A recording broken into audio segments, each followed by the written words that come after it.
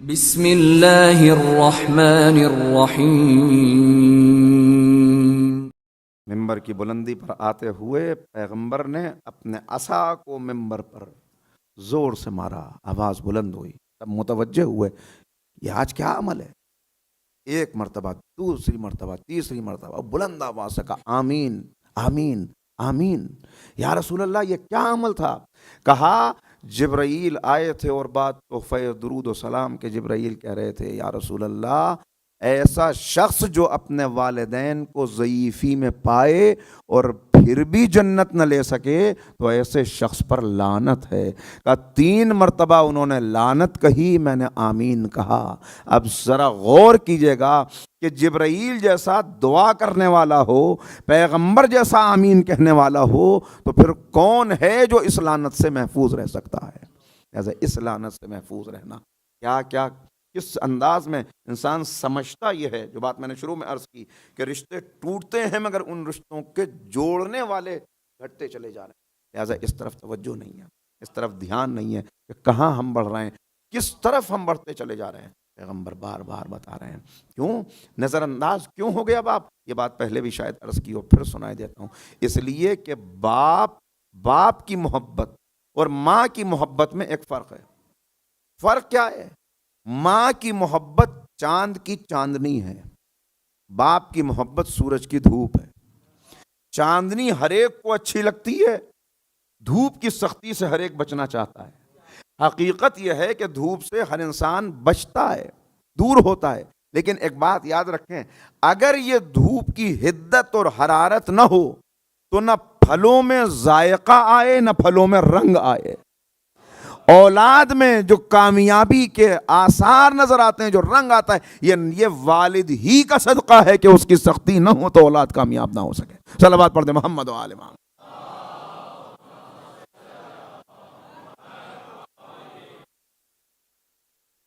پیغمبر کی خدمت میں ایک مومن جوان چلا، ارادہ اس کا یہ ہے کہ جلدی سے جاؤں، نبی کے ہاتھ پر بیعت کروں گا۔ ابھی اسلام کی حقانیت اس پہ واضح ہوئی ہے، اتنا اچھا دین، اتنا اچھا مذہب، جا کے پیغمبر کے ہاتھ پر بیعت کروں گا۔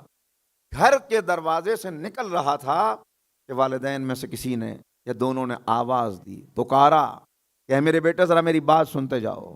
اس نے کہا نہیں، ابھی بات سننے کی فرصت نہیں ہے، میں واپس آ کے آپ کی بات سنوں گا، اس لیے کہ ابھی میں بہت اہم کام سے جا رہا ہوں، میں اپنے نبی کے ہاتھ پر بیعت کرنے جا رہا ہوں، میں اپنے نبی کے ہاتھ پر بیعت کرنے جا رہا ہوں۔ وہاں سے چلا، پیغمبر اکرم کی خدمت میں پہنچا۔ یا رسول اللہ ہاتھ بڑھائیے تاکہ بیعت کر سکوں۔ پیغمبر نے اپنا ہاتھ سمیٹ لیا، کہا وہ والدین جو تجھ کو پکار رہے تھے ان کو ناراض کر کے یہاں آیا ہے کہ میرے ہاتھ پر بیعت کر لے، واپس جا، جب تک وہ راضی نہیں ہوں گے میں بھی بیعت لینے پر راضی نہیں ہوں۔ جب تک وہ راضی نہ ہو اس وقت تک میں بھی راضی نہیں۔ دوسرے موقع کے اوپر آنے والا آیا ہے، جنگ کا موقع ہے۔ یا رسول اللہ مجھے اجازت دے کہ میں جنگ میں شریک ہو سکوں۔ جنگ میں شریک ہونے کے لیے کیوں آئے ہو؟ جنگ میں شریک ہونے؟ یا رسول اللہ اتنی بڑی فضیلت ہے، جہاد پر اتنی آیتیں نازل ہوئیں، اتنے آپ کے درس سنے، اتنی آپ کی تقریر سنی، لہٰذا میں بھی مجاہد بننا چاہتا ہوں، میدان جنگ میں آؤں گا، مجاہد بنوں گا راہ خدا میں۔ اگر قتل ہو گیا تو بہت بڑی سعادت ہے کہ شہید کہلاؤں گا۔ کہا اچھا یہ بتا کہ تو آیا گھر سے؟ جی یا رسول اللہ آیا اور اس عالم میں آیا کہ آج مجھے آپ تک آنے سے کوئی چیز روک نہیں سکی۔ جب میں نکل رہا تھا میرے والدین پکار رہے تھے مگر ان کی محبت بھی مجھ کو روک نہیں سکی اور میں آپ کی خدمت میں آ گیا۔ پیغمبر نے کہا مجاہد بننا چاہتا ہے؟ جی یا رسول اللہ اسی لیے آیا ہوں۔ کہا واپس چلا جا اور جا کے اپنے والدین کی خدمت کر، تو ان کی خدمت کر، اللہ تجھ کو مجاہدوں میں شمار فرمائے۔ صلوات پڑھ دیں محمد و آل محمد۔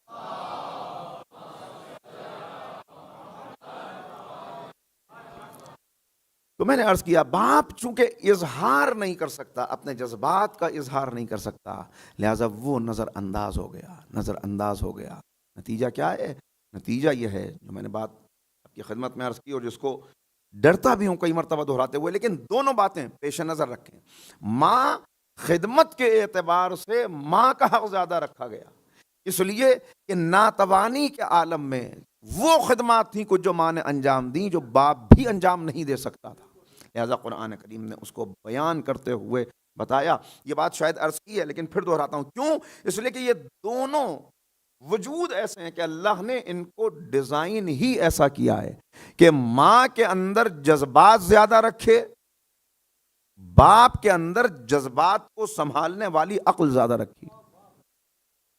اس لیے کہ کاروان حیات کو آگے بڑھانا تھا، نسلوں کو پروان چڑھانا تھا، تو ایک کیریکٹر کو ریشنل بنایا، ایک کو ایموشنل بنایا. چونکہ قربانی ہمیشہ جذبات دیتے ہیں، اور توجہ کیجئے گا، قربانی ہمیشہ جذبات دیتے ہیں، مگر یہاں بھی اسلام متوجہ کرتا ہے کہ تم جس عقل کے مقابلے پر جذبات کو لا رہے ہو وہ عقل مادی عقل ہے، وہ جسے اقبال کہتے ہیں کہ عشق کے مقابلے پر آ کھڑی ہوئی، کا وہ حقیقی عقل نہیں ہے، کیونکہ حقیقی عقل کبھی عشق کے مقابلے پر آتی ہی نہیں ہے. حقیقی عقل ہے ہی وہ جو جذبات کو سمیٹ کر پھر جذبات عقل کی روشنی میں جب قربانی دیتے ہیں، عقل سلیم ہو جائے اور پھر جذبات کی قربانی دی جائے تو یہ قربانی اس بلندی پر لے جاتی ہے کہ بندہ تصور بھی نہیں کر سکتا. اگر عقل کو سنبھال کر، عقل کو عقل سلیم بنا کر جب بندہ قربانی جذبات دیتے ہیں، اس میں کوئی شک نہیں، لیکن اگر عقل کو عقل سلیم بنا کر بندہ قربانی دے، بندہ راہ حق میں آئے، تو پھر بندہ سو رہا ہوتا ہے مگر اس کی نیند اتنی قیمتی ہوتی ہے کہ نفس بکتا ہے تو اللہ کی مرضی مل جاتی ہے. اگر عقل کی روشنی میں آگے بڑھتے ہوئے بندہ تلوار نکال کے میدان میں آ جائے تو پھر ایک ضربت عبادت ثقلین سے افضل ہو جاتی ہے.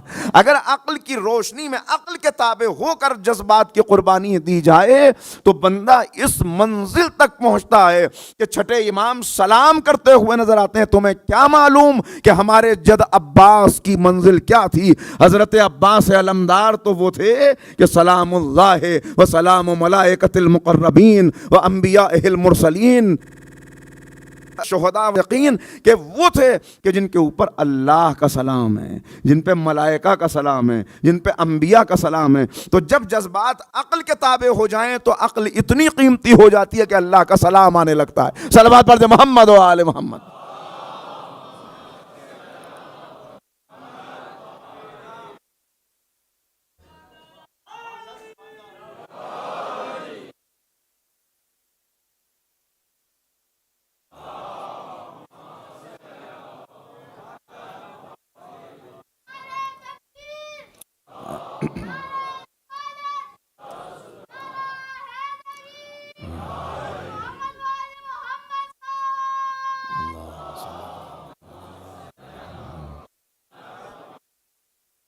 مگر جیسا میں نے عرض کیا کہ چونکہ ایک کی فطرت کے اندر ہی اللہ رب العزت نے یہ شے رکھی ہے. یہ بات بھی شاید یہ مثال پہلے دی ہو مگر میں بار بار اس کو دیتا ہوں تاکہ ذہن میں بات محفوظ ہو جائے. آپ ذرا سا دیکھیں، بچپن سے دیکھیں، ایک کالج کے گیٹ پہ کھڑے ہو جائیں، کہیں دیکھیں بچوں کو نکلتے ہوئے، اسکول سے نکلتے ہوئے بچوں کو دیکھیں. لڑکا نکلے گا تو کیا کیفیت ہوتی ہے اس کی؟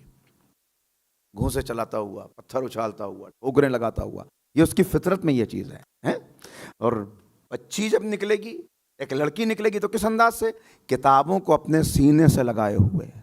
یہ سینے سے لگا کے رکھنا، یہ سنبھالنا، یہ اللہ نے جذبات اس کو عطا کیے ہیں کہ بچپن میں گڑیوں کو سنبھال کے رکھتی ہے، بڑی ہوتی ہے تو کتابوں کو سنبھال کے رکھتی ہے، اور اس مرحلے پر آتی ہے کہ اللہ نعمت اولاد دے تو اولاد کو سینے سے سنبھال کے رکھتی ہے. یہ اس کے اندر رکھا گیا، سمیٹ کے رکھنا. باپ کب بچے کو گود میں لیتا ہے؟ عام طور پہ تب لیتا ہے جب وہ مسکراتا ہوا ہو، لیکن ماں ہر حال میں بچے کو اپنے سینے سے لگا کے رکھتی ہے. تو اس اعتبار سے چونکہ جذبات وہاں زیادہ تھے، اس اعتبار سے اولاد کو قربت وہاں زیادہ محسوس ہوئی کہ وہاں قربت ہے. لیکن میں نے عرض کیا وہ جو ایک گھر بنانے میں ایک درخت کے سائے کے اندر بیٹھنے والوں کو درخت کا سایہ نظر آتا ہے مگر وہ پتے نظر نہیں آتے جو دھوپ کو اپنے اوپر برداشت کر کے مرجھا جاتے ہیں. باپ اس درخت کی طرح ہے، باپ گھر کی چھت کی طرح ہے جو آندھیوں سے بچاتا ہے، موسم کی سختیوں سے بچاتا ہے. ہر اعتبار سے اپنے آپ کو قربان کر دیتا ہے. اس کا اپنا وجود ختم ہو جاتا ہے اولاد کے وجود میں، اور اگر باپ کو اختیار مل جائے اور کاتب تقدیر باپ کے ہاتھ میں قلم دے دے تو یہ اپنی عمر کاٹ کے اولاد کے نام کر دے. اور یہ بات میں یوں ہی نہیں عرض کر رہا, اپنی عمر کاٹ کے اولاد کو دے دے. عالم انوار میں جناب آدم علیہ السلام کو ان کی اولاد کا دیدار کرایا گیا, یہ آپ کی اولاد ہے. انوار کو دیکھا, جا کے نگاہ رکی ایک نبی پر, ایک نور پہ جا کے نگاہ رکی. کہا میں کیوں اس کی چمک کو کم دیکھ رہا ہوں؟ کہا اس لیے کہ اس کی عمر کم ہے, اس کی عمر کم ہے. آپ کی اولاد میں یہ وہ جوان ہے جس کی عمر کم ہے. کہا کیا ممکن ہے کہ میں اپنی عمر میں سے کچھ عمر اس کو دے دوں, اپنی عمر میں سے کچھ عمر اس کو عطا کر دوں؟ کہا ہاں ممکن ہے, اگر آپ اپنی عمر دینا چاہیں تو یہ فطرت ہے, یہ فطرت ہے کہ اپنی عمر میں سے جناب آدم نے وہ عمر عطا کر دی. باپ کو اگر حق ملے تو اپنی اولاد کے لیے کیا کچھ قربان نہیں کر دیتا. واقعاً اگر آپ دیکھیں اپنی پوری جوانی لگا دیتا. اسی کی جوانی کو دیکھیں تو جوانی میں اس میں بھی وہی امنگیں تھیں جو آج آپ میں ہیں. اس کی اپنی خواہشات تھیں, اس کے اپنے ذوق تھے, اس کی اپنی چاہتیں تھیں. لیکن جیسے ہی اللہ نے اس کو اولاد کی نعمت عطا کی, اس نے اپنی خواہشات کا گلا گھونٹ دیا, اپنی تمناؤں کو دفن کر دیا, اپنی ضرورتوں کو محدود کر دیا اور سب کچھ کرنے لگا اپنی اولاد کے لیے کہ یہ پروان چڑھ جائے. پیغمبر کی خدمت میں ایک باپ کی شکایت لے کے اس کا بیٹا آیا ہے, یا رسول اللہ میرا باپ ضعیف ہو گیا, بوڑھا ہے, چیزوں کو بگاڑ دیتا ہے, میرے پیسے بغیر پوچھے ہوئے خرچ کر دیتا ہے. نبی نے کہا بلاؤ اس کے بیٹے کو. اس کے بیٹے کو بلایا گیا. خادم گیا بیٹے کو بلانے کے لیے, باپ کو بلانے کے لیے. باپ گھر سے نکلا, کیا ہوا؟ کہ رسول اللہ نے بلایا ہے. کیوں بلایا ہے؟ کہ اس لیے کہ تمہارا بیٹا تمہاری شکایت لے کے رسول اللہ کی خدمت میں گیا. میں اتنا سننا تھا, ایک مرتبہ آنکھوں میں آنسو آ گئے. میرا بیٹا میری شکایت لے کے رسول کی خدمت میں گیا ہے. شاعری گھٹی میں پڑی ہوئی تھی, لہذا آہستہ آہستہ ہونٹ ہلنے لگے. اس سے پہلے کہ یہ نبی کی خدمت میں پہنچتا جبرائیل آ گئے. یا رسول اللہ اس سے کوئی سوال کرنے سے پہلے یہ کہیے گا کہ جو شعر تو نے کہے ہیں وہ پڑھ کے سنا. وہ اشعار کیا؟ خدمت پیغمبر میں پہنچا, سلام علیکم السلام, یہ بتاؤ یہاں آتے ہوئے کون سے اشعار تھے جو تم نے کہے؟ چونک گیا. یا رسول اللہ آپ کو خبر ہے؟ کہ جبرائیل نے آ کے بتایا. اچھا, جن اشعار کو ابھی میرے کانوں نے نہیں سنا میرے رب نے انہیں بھی سن لیا. یا رسول اللہ وہ اشعار کیا تھے؟ وہ میرے جذبات غم تھے جو اشعار کے قالب میں ڈھل رہے تھے. مجھے خبر ہوئی, مجھے پتا چلا کہ میرا بیٹا میری شکایت لے کے آپ کی خدمت میں آیا ہے, تو مجھے گزرا ہوا زمانہ یاد آنے لگا. میں نے کہا ہے میرے لال, آج تو میری شکایت لے کے میرے نبی کی خدمت میں گیا ہے. کاش تجھے وہ وقت یاد ہوتا کہ جب تیری ولادت ہوئی تھی. جس دن تو پیدا ہوا اسی دن سے میں نے اپنے لیے جینا چھوڑ دیا. میری ساری محنت تیرے لیے تھی. میرا کام تو بہت کم پیسوں میں چل جاتا, مگر میں زیادہ سے زیادہ حاصل کرتا تاکہ میرے بیٹے کو کوئی تکلیف نہ ہو سکے, اسے کوئی پریشانی نہ ہو سکے. میں نے اپنے لیے جینا چھوڑ دیا. اپنی ہڈیوں کا گودا تھا جو میں نے تجھ میں منتقل کر دیا. تو جوان ہوتا گیا, میں بوڑھا ہوتا گیا. تو چھتنار درخت کی طرح ہو گیا, میں سوکھے ہوئے درخت کی طرح مرجھا گیا.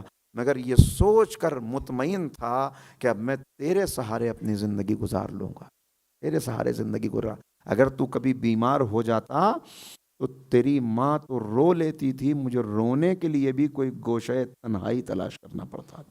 مجھے معلوم ہے کہ ہر بیماری موت کا پیغام نہیں لاتی. لوگ بیماری ہوتے ہیں اچھے ہو جاتے ہیں, لیکن مجھے یہ محسوس ہوتا تھا کہ یہ بیماری کہیں تجھے مجھ سے جدا نہ کر دے.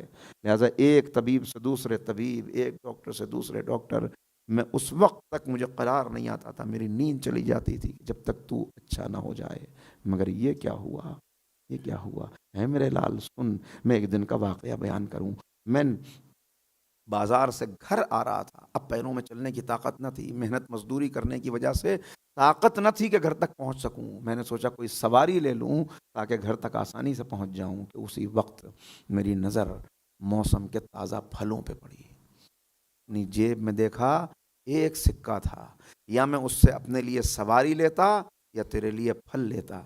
मैंने सोचा कि पैरों में कुछ और छाले पड़ जाएं तो क्या मेरा बच्चा इन फलों की लज्जत से महरूम ना रह जाए। लिहाजा मैंने उस पैसे से वो फल खरीदे, आया, और जब घर आके मैंने उन फलों को तेरे सामने पेश किया और काशें बना के तेरे मुंह में दी, उस वक्त जो लज्जत और सुरूर का एहसास मुझे हुआ उसे मैं अल्फाज में बयान नहीं कर सकता। वो फल नहीं थे, वो मेरे पैरों के छाले थे। वो फल नहीं थे, वो मेरे पैरों। मगर ये क्या हुआ, जब तू जवान हुआ तो तेरी आंखें माथे पे चढ़ गईं। अब तू मुझसे यूं बात करता है कि जैसे कोई गुलाम से बात किया करता है। अच्छा, मैंने अपने बाप होने का दावा भी वापस ले लिया। मैं तेरा बाप नहीं, गुलाम ही सही, लेकिन एक गुलाम को भी तो कोई इज्जत से 2 वक्त की रोटी दे देता है। मगर तू मुझसे बात ऐसे करता है कि मेरा दिल टुकड़े टुकड़े हो जाता है। जब तू मुझसे बात करता है मेरा दिल टुकड़े टुकड़े। ऐ मेरे आखिरी शेर ये था कि ऐ मेरे बेटे, मैं देखता हूं जब कभी तू घर से निकलता है और तेरा सामना मेरे पड़ोसी से हो जाता है, मेरे हमसाये से हो जाता है जो मेरी ही उम्र का है, तो तू बड़े अदब से झुक के उसे सलाम करता है।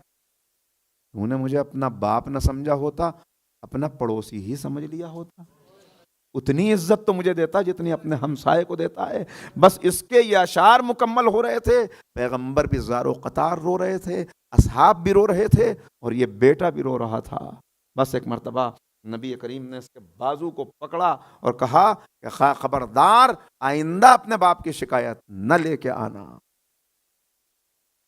अंता व मालुका ले अबीक, तू और तेरा माल ये सब कुछ तेरे बाप का है, इसको हक है कि जैसे चाहे।